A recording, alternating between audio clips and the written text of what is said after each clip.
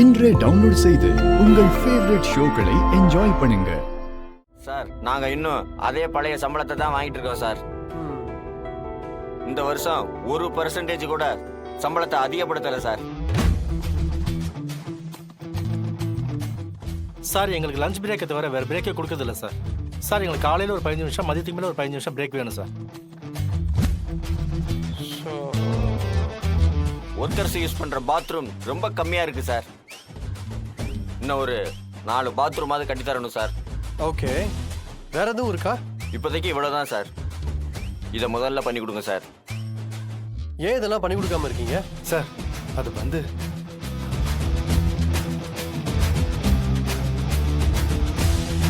நீங்க கேட்டது எல்லாமே ரீசனபிள் டிமாண்ட்ஸ் தான், பட் அதெல்லாம் பண்ண முடியாது.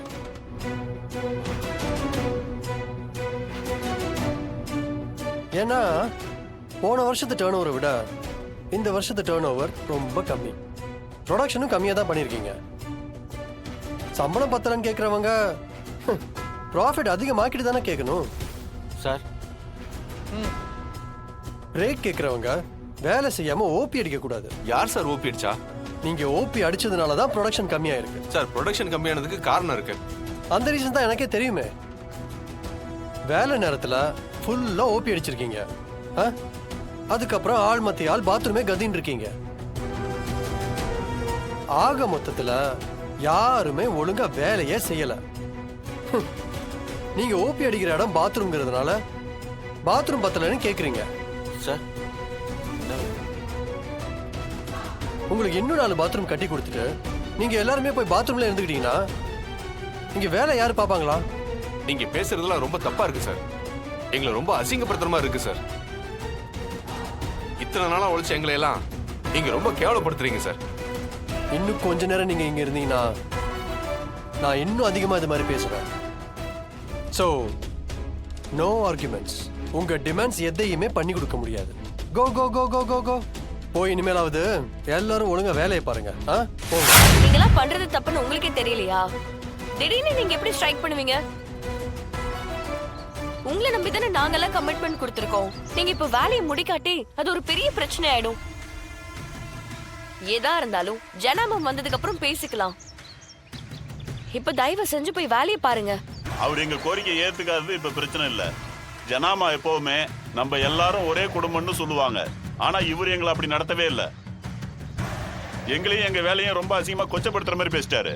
ஹலோ காய்ஸ், இப்பவும் நான் உங்களுக்கு சொல்றேன், ஒழுங்கா போய் இப்ப உங்க வேலையை பார்த்தீங்கன்னா உங்களுக்கு நல்லது. இல்லைன்னா எனக்கு ஒரு நாள் தான் லாஸ். உங்களுக்கு வேலை போச்சுன்னா லைஃப் ஃபுல்லா லாஸ் ஆன மாதிரி. Think about it guys.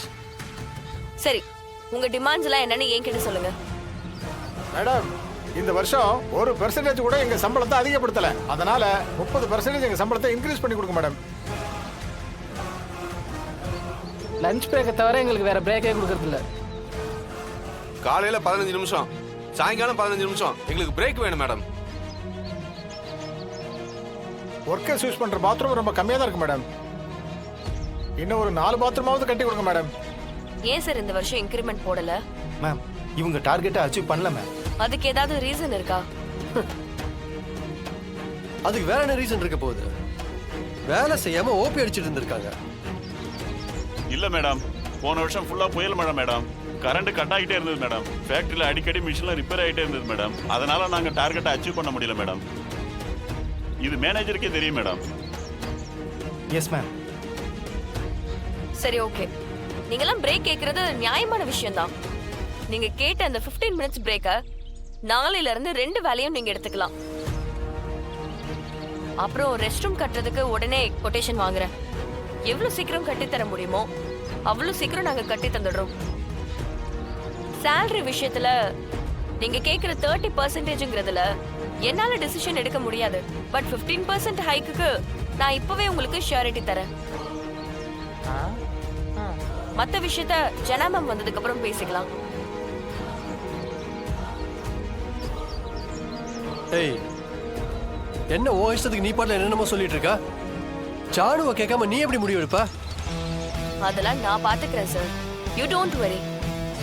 9 hours ஷிஃப்ட்ல ஏற்கனவே அவங்க லஞ்ச் பிரேக்னு 1 hour பிரேக் கொடுக்குறோம். இப்போ நீ 2 times 15 minutes பிரேக் கொடுக்கன்னு சொல்லிட்டு வந்திருக்க. அதனால கம்பெனிக்கு எவ்வளவு லாஸ் தெரியுமா? அது கொஞ்சமாச்சு யோசிச்சு பார்த்தியா நீ? எக்ஸ்ட்ராவா கொடுக்குற half an hourனால ஒர்க் டைம் குறையுது. அதனால ப்ரொடக்ஷன் இன்னும் கம்மியா தான் போகும். அதுக்கு சம்பளம் வேற எக்ஸ்ட்ரா கொடுக்க சொல்றியா? என்ன ஒரு மடத்தனமான முடிவு எடுத்திருக்கேன்னு நான் சொன்னதுக்கு அப்புறமாவது உனக்கு புரிஞ்சிருக்கும்னு நினைக்கிறேன். அந்த half an hour பிரேக்னால எந்த ப்ரொடக்ஷனும் பாதிக்கப்பட போறதில்ல. ப்ரொடக்ஷன் அதிகமா தான் செய்யும். 8 மணி நேரத்துல கொடுத்ததை விட 7.5 மணி நேரத்துல அதிகமா கொடுப்பாங்கன்னு சொல்ல வர்றிய? மேக்ஸ்ல நீ எவ்வளவு மார்க் எடுத்த? இவங்க மேக்ஸ்லாம் படிச்சிருப்பா, கணக்கு தான் படிச்சிருப்பா. ஒருத்தர் ரெஸ்ட் எடுத்து வேலை செய்யறதுக்கும் ரெஸ்டே எடுக்காம வேலை செய்யறதுக்கும் நிறைய வித்தியாசம் இருக்கு தெரியுமா? அது வேலையே செஞ்சு பழகாத உனக்கெல்லாம் எங்க தெரிய போகுது? டேய், பிரேக்கே இல்லாம டயர்டா இருக்கிறப்ப செய்யற வேலைக்கும் பிரேக் எடுத்து புது எனர்ஜியோட வேலை செய்யறதுக்கும் நிறைய வித்தியாசம் இருக்கு. அதுல ப்ரொடக்ஷன் இன்க்ரீஸ் ஆக தான் செய்யும். நம்ம ஆளுங்க எவ்வளவு சோம்பேறின்னு உனக்கு தெரியாது. ரெஸ்ட் எடுத்து அதே ரெஸ்ட் மூட்ல தான் இருப்பாங்க. நம்மள மாதிரியே எல்லாரும் இருப்பாங்கன்னு நினைக்க கூடாது மிஸ்டர் சிபி. என் ஜானுவை பத்தி உங்க யாருக்குமே தெரியாத ஒரு விஷயம் எனக்கு நல்லா தெரியும்டா. ஈகோவோட உச்சம் ஜானு. அவங்களுக்கு இருக்கிறது சுப்ரீம் ஈகோ. வீட்லயும் சரி பிசினஸ்லயும் சரி இம்பார்ட்டன்ட் டெசிஷன்ஸ்லாம் அவங்க மட்டும்தான் எடுப்பாங்க. ஏன் சின்ன சின்ன டெசிஷன்ஸ் கூட அவங்க தான் எடுப்பாங்க. மொத்தத்துல எந்த விஷயத்திலையும் எந்த டெசிஷன் எடுக்கிறதா இருந்தாலும் அவங்க மட்டும்தான் எடுக்கணும். அவங்கள தவிர வேற யாராவது எடுத்தாங்க, எடுத்தவங்க தொலைஞ்சாங்க.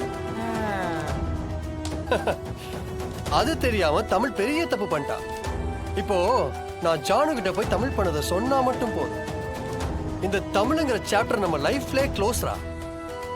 எஸ், அவ தொல்லையே அதுக்கப்புறம் உனக்கு இருக்கவே இருக்காது. ஐயோ, இனி தமிழ் கதை முடிய போகுது. வா போலாம். ஜானு, இவ என்ன பண்ணான்னு தெரிஞ்சா இப்பவே நீ இவளை ஃபயர் பண்ணி வெளில அனுப்பிச்சிருவ.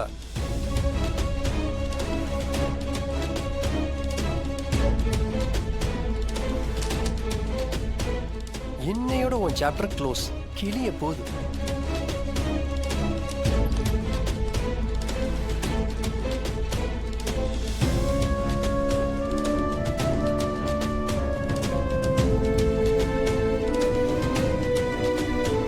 ஒர்க்கர்ஸ் அடிக்கடி இந்த மாதிரி டிமாண்ட்ஸ் வைக்க தான் செய்வாங்க.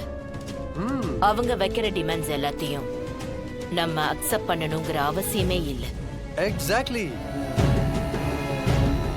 ஆனா அவ எல்லாத்தையும் அக்செப்ட் பண்ணிட்டா ஜானு.